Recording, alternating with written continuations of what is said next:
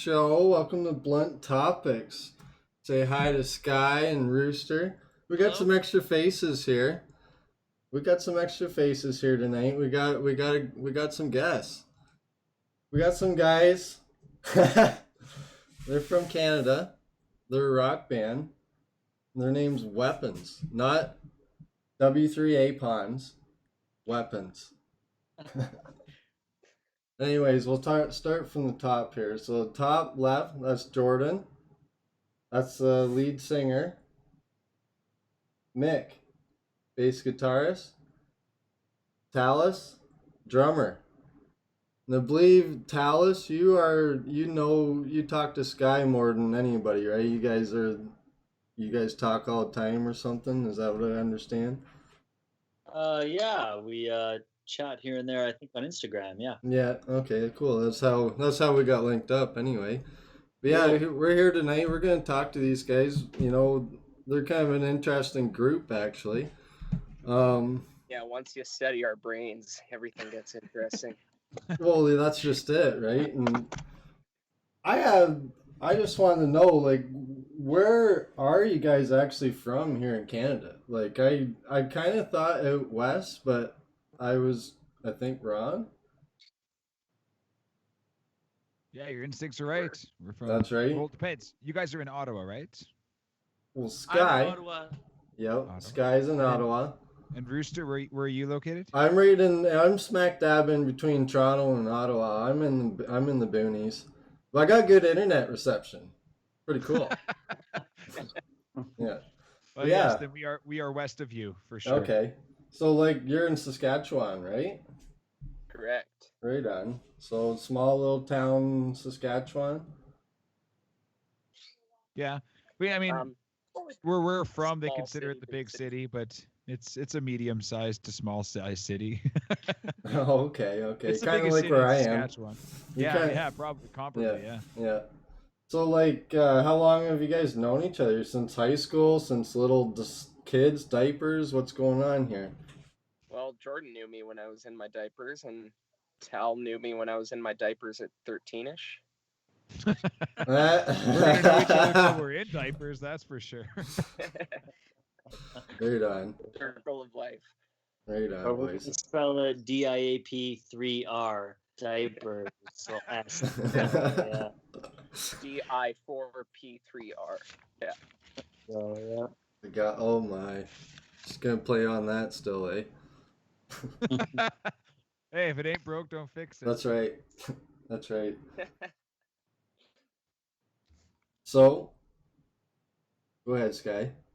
Well, I just wanted to congratulate you guys first off on the Pop Rock Artist of the Year and the Alternative Artist nominations there. You guys must feel pretty good about that. Thanks, man. Thank you, dude. Yeah, it's cool. I mean, it's nice that we are able to get some nominations and achieve some goals during the pandemic here without, traveling anywhere, which it's been pretty interesting to deal with. So I think we're all feeling pretty good about it, and keeps the spirits high. For sure. So is this your Juice guys' is flowing. first year being nominated then for any type of award? I think we were nominated last year for, was it Single of the Year? I forget. Yeah, it was a single of the year last year, and it was a pretty pleasant surprise to get that. That's kind of it's cool, I think we were all pretty flattered and pretty honored to find out. Not Yeah, exactly definitely. something we planned to get nominated for, I don't think. It just kind of happened. So it's like, hey, we did something okay. Yeah, for sure. And then going off of that, I wasn't sure. So being nominated and stuff obviously is a huge thing to happen during COVID. So what were you guys' thoughts preparing for COVID? Like, were you guys on tour at the time still when you found the news, or? No, actually, that's that's just kind of funny. Like preparing for COVID, right? Like we finished up tour. I think we got home on March the 3rd. For some reason, that date sticks out to me. Like when we got home, like or right around there, March 3rd or 6th, something in like that. And then things started shutting down within a week from that day, and the timing was weird because even if it had been, I bet you if we even started the tour a week later, we would have probably seen a bit of a reflection in the audience attendance. And it was like the timing of when we ended it and got home, like it was like we had, just coming off of I guess the busyness and all the things that were going on with tour. We had a couple of singles that we were like excited to release, and we had momentum going into the summer, and then that happened and everything changed. So there wasn't too much preparation, I guess, that went into that. It was more so how do we deal with it now that it's happened. Right. Have you guys been able to cope easy with it? Like, have you guys still been able to get together and write music and, along the lines there, still be able to, I guess, communicate through Skype and stuff as well? And Yeah, I think we've definitely found a way to keep busy in a number of ways. Use the time that would have gone into touring to make more songs and hang with each other. Didn't know I had this one spot in the back of my hand. Tallus found it. We all got to know the backs of our hands.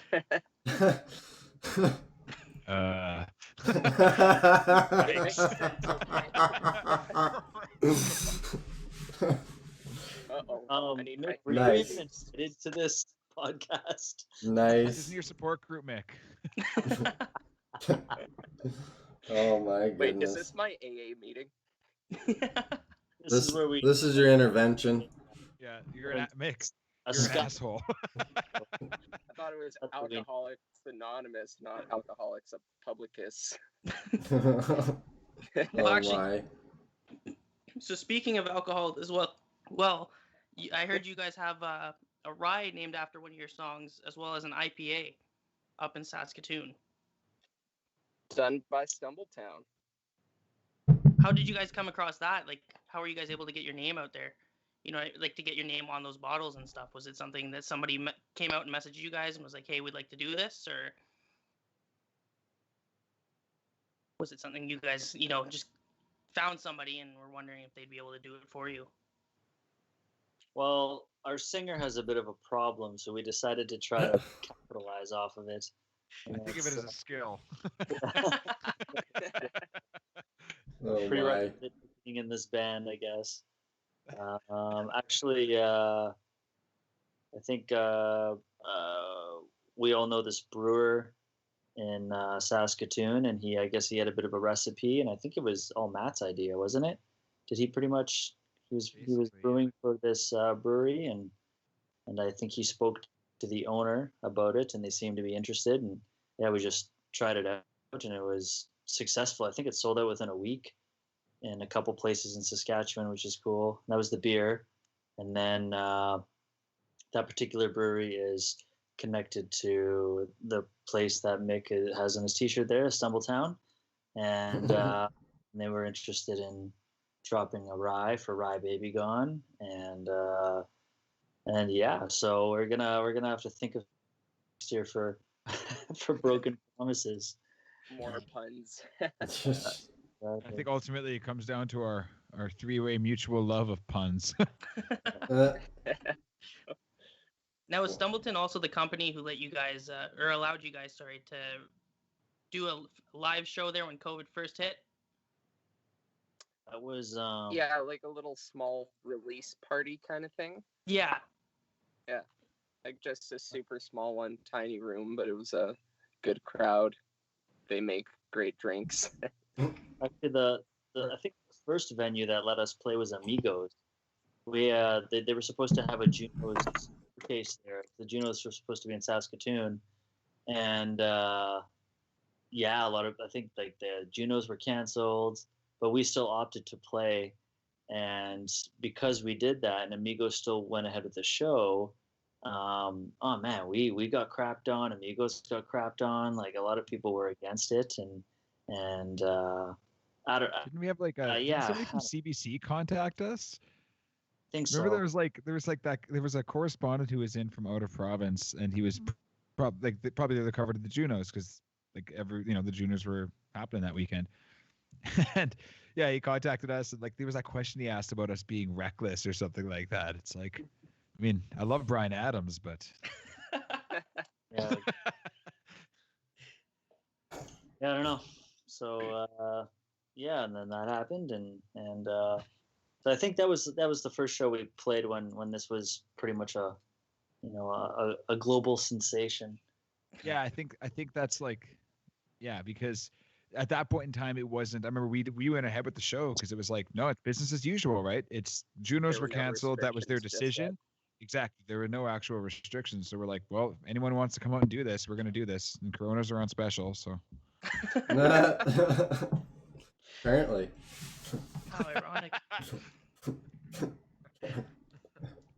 Bruce, do you have any questions there? I feel like I'm not letting you talk at all tonight. Oh no, that's fine. I know you really enjoy these guys' music. Like you constantly talk about them. Like and I'll be honest with you. Like I'm not the biggest music guy. Like I'm an older feller, I guess now, and apparently it's what I hear. So Sky tells me. But anyways, I really I heard about you guys, but I didn't really know until I searched you up. And I looked up the one song. It's was it "Top of My Heart"? I heard that. Right. I've heard that. I've heard that 1,000 fucking times. You know what I mean? Like, and I'm saying like, awesome, boys. Like, awesome. thanks, man. Because like I'm saying, I'm not a big music guy. Sky tells me about all the bands, all these new bands all the time, and it just goes in one ear and out the other with me. Because, well, it's just that's part of life, right? But I do have a couple questions for you. Like, I asked you where you're from. That interests me a little bit. You're from out west. I have a brother out there. He's in the music gang, but it's a different type of music, I think. He's into like an EDM kind of thing. Yeah. So, anyways, what I did want to know was, since you're so young, Mick, you're 22. Tallus, how old are you, mister? Maybe. Well, I'm in my 30s, buddy. You're in so your 30s? Holy I'm shit, you're as old as I am then. That's right. So I try to keep these guys in line. That's right. And Jordan, how old are you, mister? I've recently joined Tal in his 30s. Oh my god, so okay, you're just as old as I am. You guys look Yeah. young, man. Like, you, seriously, keep doing what you're doing. Don't have kids, you know? Don't have kids, they'll give you wrinkles, all that shit. But when did you start your band, boys? Like Oh, what man. year? When like, it couldn't have been that long ago. No, He I mean, was like, still in diapers then. it's still a this is still a very young. Can you guys hear me all right? I don't have a Yeah, I microphone can or hear you. Yep, I can hear you. great. It's just still a very young project. Like, we're about 2.5 years old. Like, we just started to walk. So it's, yeah, and I think I was doing a lot of gigs, like a lot of session gigs, and had recently come out of like a bad fallout with the band, actually, and I really wanted to start my own project, but it's really hard to find like-minded people. And I know Jordan and Mick I think they were getting hired for a couple things too, and I all just sort of at the same point, and we did a couple shows together. I think Jordan had his own thing going on, hired Mick and I, and then we just decided, like, hey, maybe we should just try to do something with each other, and turned out, yeah, yeah, like, it's going on, like, we've been together as a band 3 years next May, Right. so off to a very, very good start, but we've definitely all been in quite a few projects, and sometimes you're pretty much testing the definition of insanity Right. with each band. It's, oh man, it's crazy. So So you- I So you think found some all guys of you us like, though, right? You found some guys you like, and like you made a quite band. good together, but Yeah, I always love them, but I never like them. What does my mom say? Something like that. Right. Always love them, don't always like them. Right. Okay, I gotcha. No kidding. So But yeah, like, yeah. Oh, go ahead. Oh, I was gonna say, like, yes, like 100%. It's like we were talking with someone yesterday about how just finding like-minded people and people you can work with, and that's definitely what we have here, because we all have very similar sense of humor. We tend to riff off of each other. We all have, like, I think, a really good balance of contrasting and like comparable musical interests. Like we have a lot of bands that we like, that we have in common that we like, and then we have a lot of outside influences, and that makes for really fun and like interesting perspectives when it comes to creating together. Right, So, gotcha. yes, yeah. Well, Yeah, sounds like you guys actually really like, actually like working with each other, that's for sure. And you bounce off each other for sure. Like, you know? Like, I really like this guy's hair, though. He reminds me of Angus Young. Yeah, Me? yeah. And Like Mick, Sarah Connor. yeah. Does that So mean Sarah I'm Connor. No way. Jordan somewhere on his phone has like a side-by-side photo of like someone holding up a picture of Sarah Connor and me like literally wearing the same blazer, same shape. It No was like, way. yeah, which one's the phone? He's actually prettier than her too. It's crazy. Well, you know what? I don't disagree with that. I don't disagree with that at all. At all, boys. But, another thing, I kind of do my research once in a while, right? And I did notice that you guys work with the Trues. You guys know the Trues. Just a little bit. Yeah, you guys chum around with them a little bit, eh? That's kind of cool. Mm. I like that. So how did that come to be? Like, how did you guys all meet? Tinder? Grinder? Massage parlor, Ontario. Yeah. We're not supposed to talk about that. Yeah, we collaborated with them. Actually, collaborated with them and had like a good working relationship. I mean, we enjoy keeping an open mind when it comes to how we write, and we kind of welcome whenever we're working with other collaborators. I kind of welcome that into it, and yeah, they're one of the groups that we've had the pleasure of working with. Yeah, I like them, and you can definitely tell like you guys have their kind of sound in a way, like, you know what I mean? Like, it's an awesome sound. That's what I'm trying to say, right? Like, Oh, thank you. fucking Yeah, awesome, we're- dude.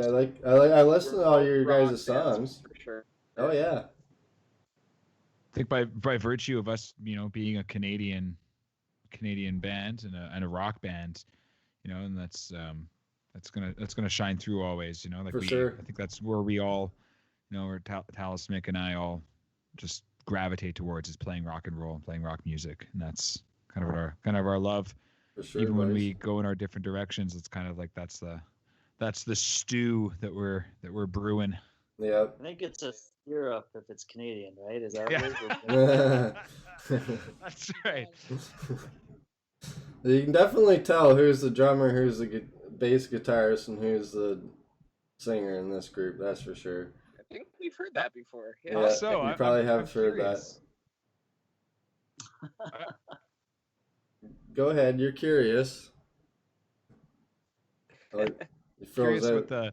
what the telltales were. What the telltales were. Yeah, just out of curiosity. Well, drummer, it's the hat. Tallus. It's definitely the Yeah, hair just with like Mick. the Guitar Hero drummer. Yeah, baby. Yeah, I'm like that bass player from Steel Panther. Looks really hot. Doesn't actually play the bass. But looks like Sarah Connor at the same time.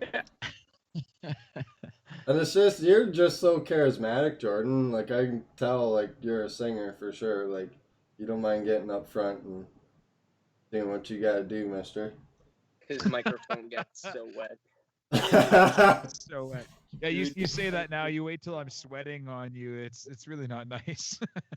I could only imagine.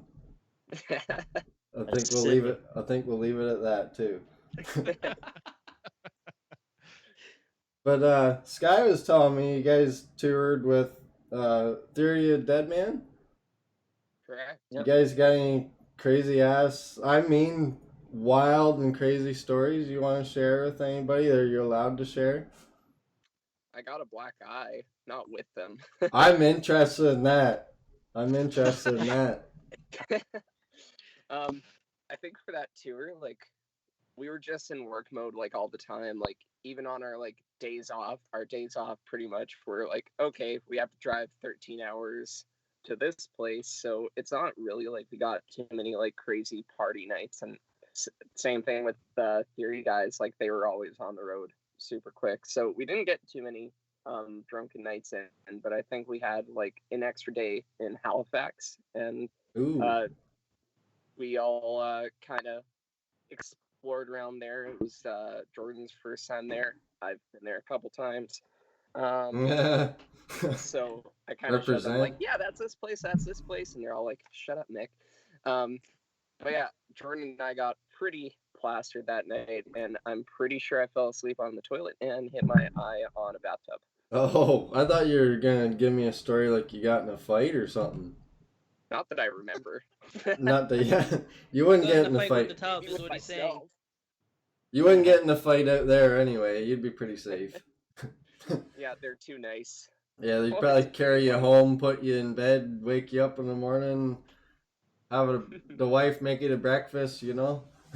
Yeah, that's true. It wasn't my bed. So, you know, I am curious, though, because I was lucky enough to see you guys at that show. Well, at the Ottawa show with the opening up for Theory. And the one thing I did like is, you know, some bands won't release who their opening acts are. So I was lucky enough to get to listen to you guys, and a few of us were, hear what you guys sounded like, and then actually get to see you perform. And I was just curious, like, do you guys have any, like, pre-show rituals? Like anything you guys have to do before a show, before you go on stage? Just make sure we can remember the songs correctly. Yeah, we call it rehearsal. That's what that's called. Oh yeah. Well, I learn my instrument every time before I go on stage. It works 60% of the time, all the time. Yeah.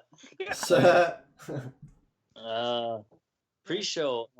Actually, you know, we do give each other like a bit of a group hug and say have a good show. It's quick like that. And yeah, we're all warming up a little bit beforehand if we're able to, because especially on that tour we were doing our own merch and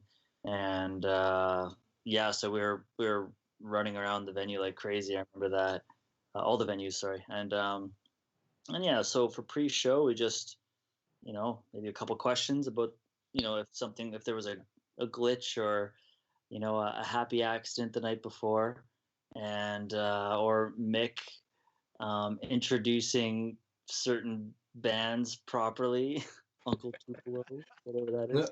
And they're a country rock band I used to listen to. Yeah. It's also very important to make sure that you guys have everybody is following the same set list. Holy shit. Yeah. That can suck.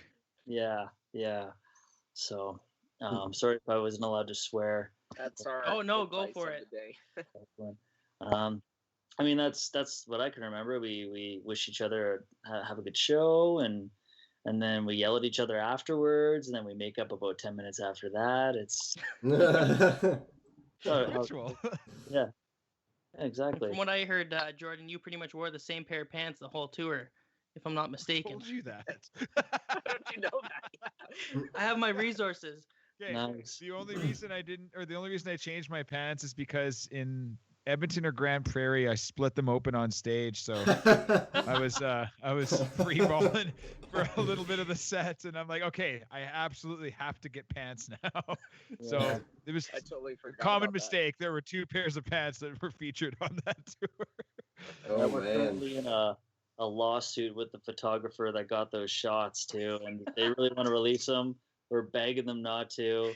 It's a mess. Was it showing that much? What? Was it showing that much? Well, there's not much to show. No.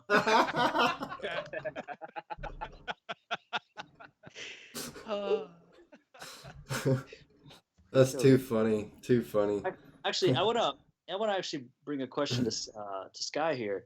Man, all the Steve-O shots that you have on your Insta, dude. Like, can you give us one Steve-O story, or like the first time you met him, or You know because you're Steve-O? Oh, he loves Steve-O, doesn't he? He Yeah, loves so- Steve-O, man. I am. I'm a diehard Steve-O fan. I've actually been a fan of him since I was like for as long as I can remember. And I gave myself like it was on my bucket list since I first figured out who Steve-O was I was going to meet him. So he's actually the reason why I got into juggling, fire breathing, walking on my hands, like all this crazy stuff because I used to be a shy kid. But the first time I met him was actually, and if I remember the date right, it was September 15th of 2019. I met him in Toronto when he was on his bucket list tour. So I actually got to meet him there with his dog, and yeah, like I'm not friends with him as much as I'd like to be, but I have been lucky enough to talk to him more than once. So that's cool. that's awesome. Very Yeah. cool. Awesome, man. So he was obviously nice to you, and oh, he's a like great guy. Like the one thing I've always respected is like, well, for you guys too, for example, like the reason why I became such a big fan was because I remember, if I remember correctly, Tallus, you were out while the guys were getting ready. They're selling a few shirts because you guys had to sell your own merch. Mhm. And I remember you would come. I went to buy a shirt actually right before you guys went on stage, or just finished getting on stage, off the stage, sorry. And you had to go run or do something, and there was a bunch of fans and stuff trying to sign shirts. And I remember you apologizing. And then I went in to watch Theory. And then I remember as I was leaving that night, you had stopped me personally to apologize about that, and then take the picture and stuff with me and answer my questions. And I thought that was the biggest thing. So I had mad respect for you guys for that. I remember hearing this story too. Yeah, thanks, dude. Of course, like we definitely, especially since we're still a band coming up.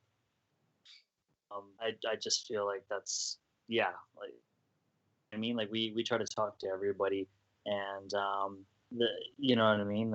And you know what? It just goes to show that kindness goes a long way, right? I mean, Yeah. everybody really. So that's awesome, man. Right on. That's cool.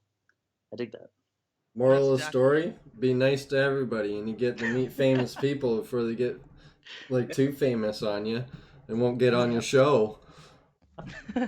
See that? This voice of God that chimes in Yeah, every yeah. once in a while. Right? Yeah, yeah, Oh wait, you guys are hearing that too? yeah. I thought Don't worry. that was just me. Yeah, to us, every fan counts. Like, yeah, we'd be further nowhere if we didn't have so many loving fans. Like, we love everybody. Right. Or Well, people who buy your merch. Yeah. That. By the way, nice shirt. Yeah. Hey, man. Yeah, that helps big time, So we're super grateful that you're rocking that shirt and this podcast. It's great. It sounds like you Yeah, guys we are doing appreciate it. well. It sounds like you guys are doing quite well with the beer adventure there and all that stuff, and the band and the merch as well. You guys are popping for sure. We got a couple questions in live chat here for you though. Actually, guys, like oh yeah. Got It's Twinkie says, what inspired you guys to start making music? I think you guys answered that for him already. Kind of, I asked the question as well. How'd you guys get started and whatnot, right? But Erica, we got. Is there a favorite song they like to perform? If yes, then what song and why? Oh man, I'll let you guys take that first. Man, I actually, oh man, it changes. I go through little stages, but for some reason, we just got together on Friday to do some writing, and I didn't bring this up because we had other work to do. But all I wanted to play was "She Was the One." I have no idea why. I just really wanted to play "She Was the One" for some reason. So like that's where my current itch is at. Like, there's something really, really satisfying about how it feels to play that song. Like just the intro, it just feels really good right off the bat. Like because everyone's like the way the parts all mesh together. I've always found that to be a really musically satisfying part. Right on. I think I agree with Jordan. Like, it's kind of a busy bass part, and I'm not great at singing and playing either. But yeah, it's like it's almost a song that it's like everything fits so well that it like just drives me to somehow perform it. Like, I couldn't play a song that hard otherwise, but that song is just I don't know. We like it a lot, and yeah, it just feels so good. And I'm a punk kid. It's got like just enough jumpiness for me to jump and be a dork on stage. So yeah, I like that one a lot too. I'm surprised you went with that one. Yeah, I was gonna say "Bye Baby Gone" otherwise, because like the crowd reception is so good. But yeah, if I'm gonna be greedy, yeah, She Was One is really fun to play. Right on. I'm definitely gonna say "Oh Canada." We started our set with that. No, seriously, that you guys are laughing, but that's the what name of the our song. opener song's called. Yeah, That's- yeah. It's Is cool it thing really? about it, it's a heavier tune, but we would get like we had so many people asking that songs recorded, and I liked playing it live because it had such a good response.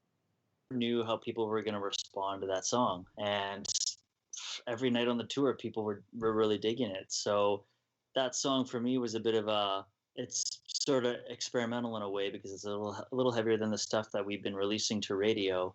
So I was always looking forward to the crowd response, and we had people from their like teens to their 60s coming to the merch table asking us if that where they could find that song, and I'm like, all right, so obviously there's hopefully something cool here, and we're talking about possibly recording it in the next month or so because we got a couple things on the go, and so not to take up too much time, that's definitely the one that I enjoyed playing the most, I think, live. That Tal, that's like it's a close second for me because that song is awesome. Like Ricky Bobby said, if you're not first, you're last. So That's right. It's I think that was the first song that we wrote together, I think, like all together all at once kind of thing, and it like one of the first ones we took on tour with us, and it was just like, you'd have like really like pretty blonde girls walking and be like, I love that opening song. I'm like, what are you talking about? You're not supposed to like that. Like that heavy music. What do you? No, that makes no sense. We failed here. What did it do to come up and say that? It's I think it represents us quite well because it's like, maybe a lot of what we have release isn't too heavy in comparison. Sorry, I think something glitched there. Was I interrupting someone? No. Just yourself. Just myself? Okay. It skipped, and I thought you were talking, Jordan, and I was like, oh, shit. So then it is my turn. Yeah, you go ahead, mister. I want to hear what you gotta say. Yeah, I think that song's like it's an accurate representation of like what we grew up on. Like, we all listen to heavy stuff despite our AC/DC Bryan Adams-y sound on a couple of our tunes. Like, that's a very good representation of what we grew up with. It's just heavy. You can headbang. I'm pretty sure there was one mosh pit on tour, so that was sick. So, what are you guys working on? You pretty much answered my question. You're working on "Oh Canada" next, right? That's your next song you're putting out. You're recording. Potentially, yeah. Yeah. We've written a couple new jams in the past couple months that are definitely on the maybe list. We've got actually we've got some new material to choose from, that's for sure, and and debate whether or not to release some more singles or an EP or I don't know. So, but we've got some new material, and "Oh Canada" is on the maybe list right now. So we'll see what happens. It's it's interesting. We got to do like a rock paper scissors thing between the three of us to see what song gets recorded. And, next. it gets mean, it gets weird. Yeah. What's that? I'm talking about like a real pair of scissors. Man, who gets the paper? Oh, paper. It's the worst. Oh, jeez. But yeah, no, it's been great having you guys on here. Did Sky, do you have anything to add, buddy? Yeah, so I had just a few more. So what's it like being, this smaller group on the uprising and stuff? What was it like being able to create your first music video? And if I'm not mistaken, it was for Top of My Heart. What was it like, having that experience, being able to get together the three of you? Like, were you guys the ones who got to choose what happened in the video, or was there somebody telling you guys, you guys should be doing this, or? Actually, we were approached by this team that we've been working very closely with the past year. Actually, did our lyric video, has done our canvases for Spotify, and we're in talks with them we're in talks with them right now about the next music video. They approached us with the idea. They're called Prehistoric Production. Great group of guys, and they're very easy to work with. So from what I recall, they came to us they came to us with a bunch of ideas, and everybody's flexible. It's like, oh, let's try this. Well, let's try this, and then it's that video is definitely the result of 6 people just throwing paint at the wall, and it was everybody just being It very was very cool to beautiful. work with. And yeah, so they came in with a bit of an idea, and then we just sort of went from there, and just improvised things. And I'm talking too much. Someone else talk here. Oh no, it's dead on, man. Yeah, like I think because again, like kind of how we were talking, how like the three of us have similar senses of humor. I think like we found our counterparts in the video realm, where like we all kind of enjoy like this like similar jokes, and when we were working together, it was pretty natural. So like someone would get an idea, and we tried to be obviously comical with that video. So someone would Right. have an idea, and then one of us would be like, oh, but what if we did this? Oh, what if we did this? And it was just kind of like spiral into you know obscenities. it was Yeah. it was fun. It was super fun to make that video. Well, first off, it's a great song, and I find you guys all did a great job with that video, because I know there was a lot of times where you don't see the humor when you're listening to that song, and then you watch the video, and I just remember bursting out, gut laughing with Tallus. I believe you were a salesperson at one point. Jordan was pretending to be Bob Ross, and Nick, it was your hip thrust that got me there in that performance. Uh-oh, There there it you is, go. right there. I've practiced those. That's got to be in every music video from here on in. Maybe that should be the next canvas for Spotify, Mick. You should. Yeah. Mix When we going. release an electronic dance tune, there we go. Wow. That's awesome. And so I've already embarrassed Jordan earlier with the pants, so I gotta pick on Talus here for a moment. But do you want to explain to the fans your obsession with Nickelback? Oh my Nice. God. Oh Guys man, are This is the voice of God speaking. You are 1984, Sky. You know that? You know more about me than I know about me. Nickelback. So okay, I got into Nickelback, I think 2005 or 6, when I heard they got their new drummer, Daniel Adair, and when I heard him drumming on various projects, and it blew me away. He's an amazing Canadian drummer, and yeah, like I've been a fan of their music ever since he's been with that band, because he's an awesome rock and roll player. He's killer, and I'm not gonna lie, like they're successful for a reason. Like they're really good at doing what they're doing. And I've had the pleasure of studying with this teacher named John Fisher, who actually taught Daniel Adair in Vancouver. I'm actually going to go see him next year to continue my studies with him. And I have a really good friend of mine, Alex Leishman. I went to high school with him, and his sister is actually married to the guitar player from Nickelback, Ryan Peake. So anytime they roll through town, we get to go check out the show, go backstage, hang out.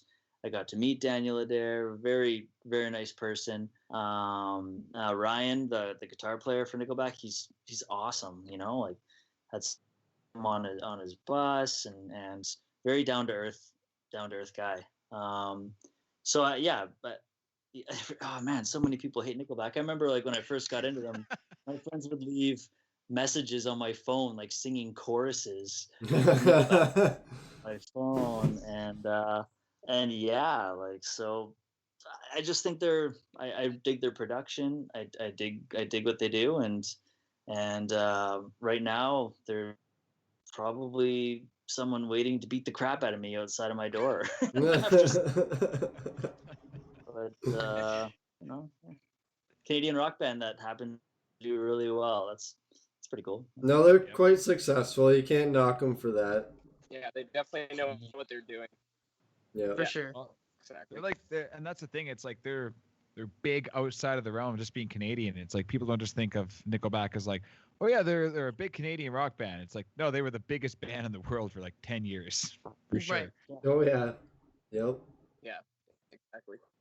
They're on so many YouTube lists. Yeah, but one thing I will say too is they handle the hate very well. Like they end up making fun of themselves in a video that's a response to some ongoing, I don't know, like petitions for them not to play a football game or something. Then they end up making fun of themselves. I'm like, you know what? That's probably handle it. They're, pretty smart about it. Right. Probably what we do. There was a really funny like I can't remember exactly what the interview was, and I think I actually saw it on Much Music. It was that long ago, but Chad Kroeger was he was talking about, he's like, people Nickelback doesn't suck. There are whatever it was, like list the album sale number. There are 10 million people in the world who would disagree with you, or whatever the number was. It's just like, yep, they're the numbers. Like, that's a good point. And you want to know something? I was just thinking about this. Like, I actually would only listen to Nickelback just for the drumming, right? But when I got to meet Ryan, the guitar player, and hang out with him every once in a while, that's when I actually became a fan of Nickelback, and because he was so nice to me. And it's funny because I'm thinking about what Sky had mentioned earlier about meeting him after the show, and it's just like, I don't know, the that kind of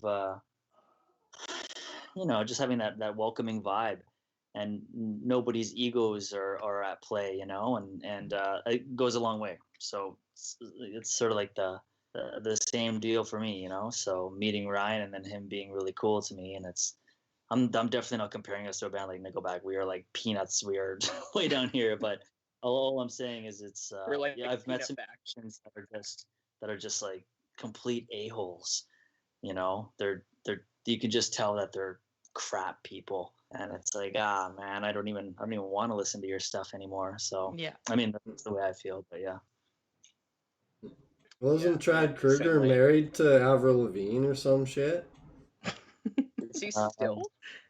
I think I don't maybe know. I'm asking you guys. they got divorced.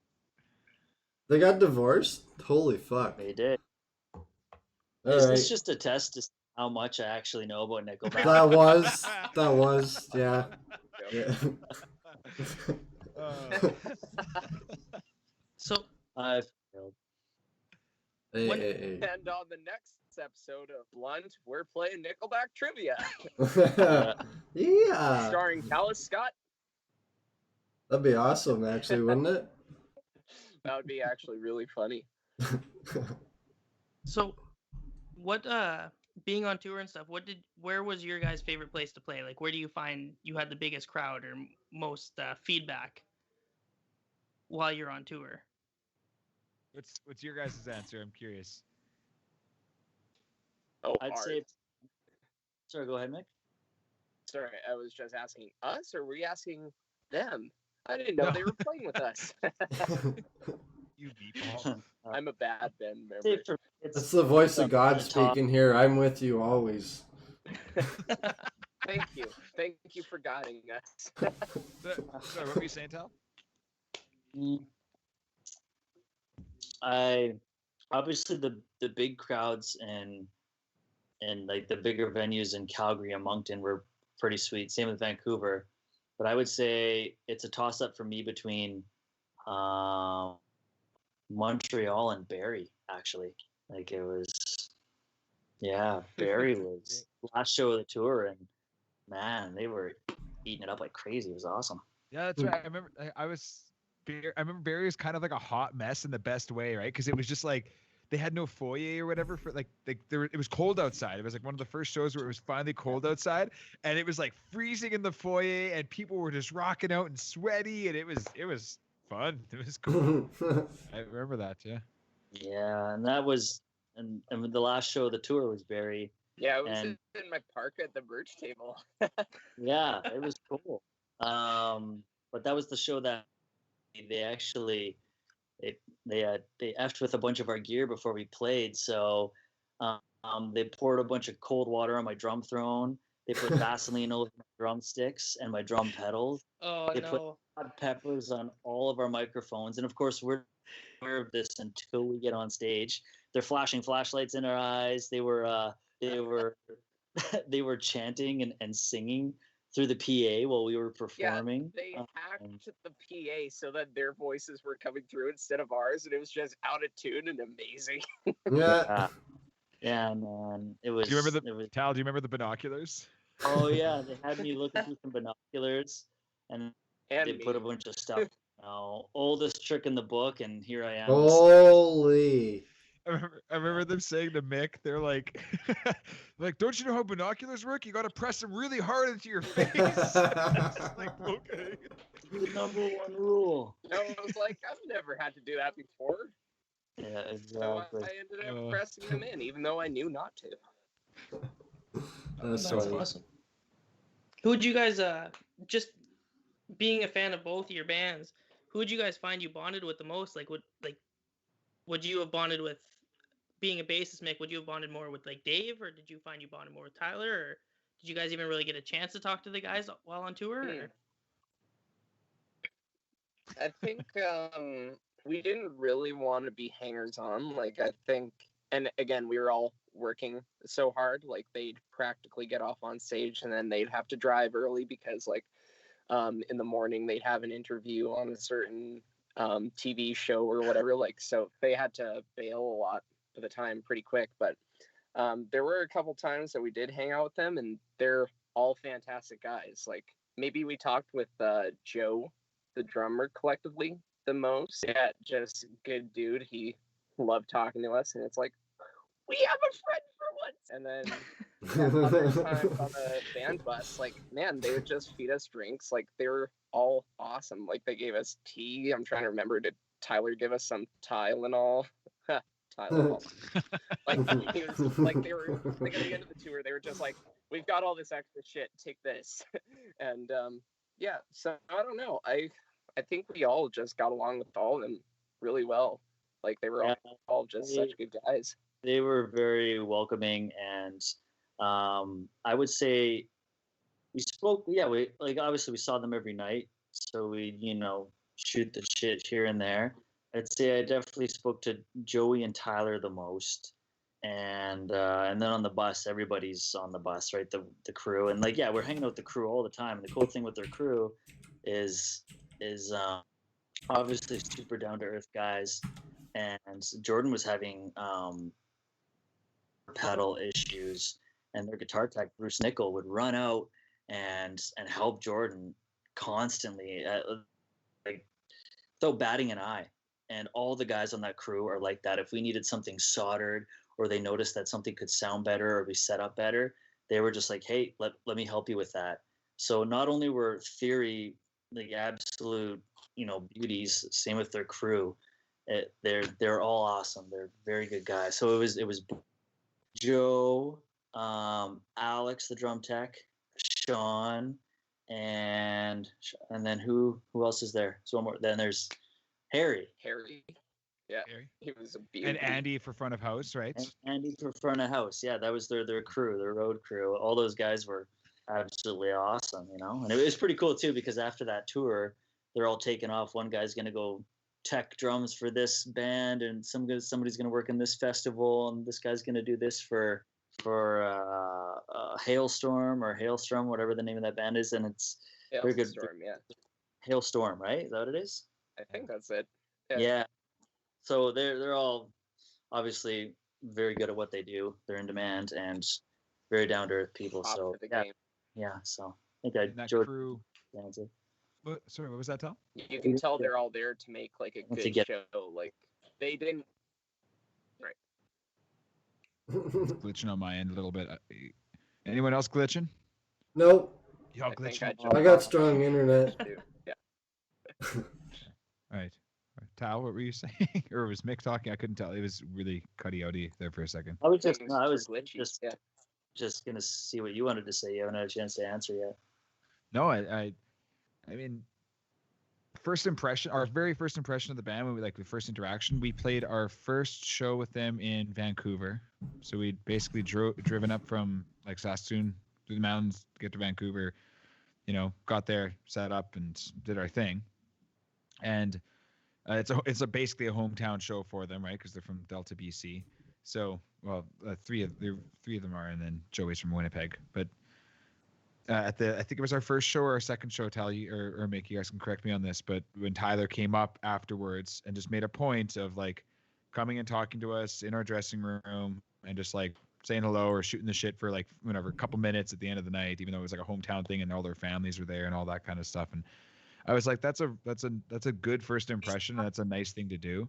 And then we just heard countless stories afterwards from the crew who like Tal was saying, they were going to work from other bands. They would actually, we heard that they would prioritize working with Theory because they thought they were such good guys. Like they were some of the best guys to work with.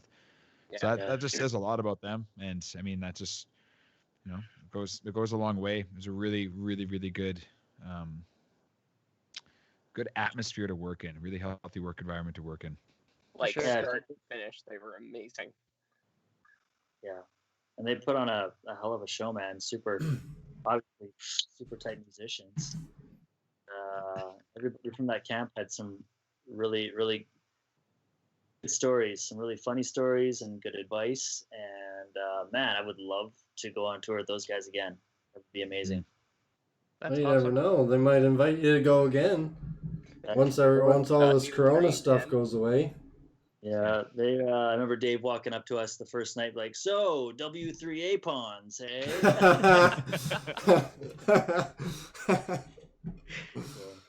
That's awesome. So if you guys were like, well, I don't mean to say were, I know you guys are. When you get up and coming and you get your name out there a bit more, who would you guys like to have open up for you guys? That's hard. Huh. I think I want to open for anybody so then I can watch them afterwards. Anybody. So you're sorry, what's the question? Like who we would want to open up for us? Yeah, so once you guys get bigger, so like for Mick, I know Mick's a big fan of Billy Talent, so even You having know a guy me like so that. well. Yeah, he does his research. He's watched Good you on you, Scotty. guys. Oh yeah. I almost wore my Billy Talent belt buckle. Like, yeah. Sky, I look think what you've the done. voice of God helps you, doesn't he? Open up for us. that- I don't know. Maybe I might go the comedian route. Like Yes. Dave Chappelle. Like, Pick Dave Chappelle. right? Oh I don't man, know. that's awesome because they used to do that, right? Like that used to be a thing. Like, and Metallica, I think, is the only recent band I can kind of think of that started doing that. But yeah, like I'm talking like the 50s and the 60s. Like that used to be a thing. Like you go to watch a band and like the opening act would be a comedian. I think that's such a cool idea because Right. it's hard to think of an opening like. We're the opening artists, you know what I mean? So it's hard to think of other bands. Like we don't know, like if we're ever in a position where we're headlining and we have to pick an opener, just a bunch of guys who are cooler than us. It's kind of a cool idea having a comedy act open up for you because I know Kiss actually on their most recent tour they had an artist, like a painter, opening up for them. So it'd be kind of cool to see people go that new route. How does that work? Interesting. Sky, man, you walk on your hands, you breathe fire, you juggle. Oh, Guy. Yeah. I'm here for videos. I'm here for openers. I'm whatever you guys need. There you go. There you go. Deal. awesome. Erica says Billy Talent is amazing, which is Mick's favorite song. What's your favorite song, Mick?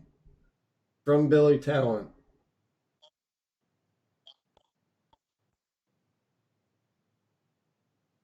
Which is my favorite song? Is that what the question was?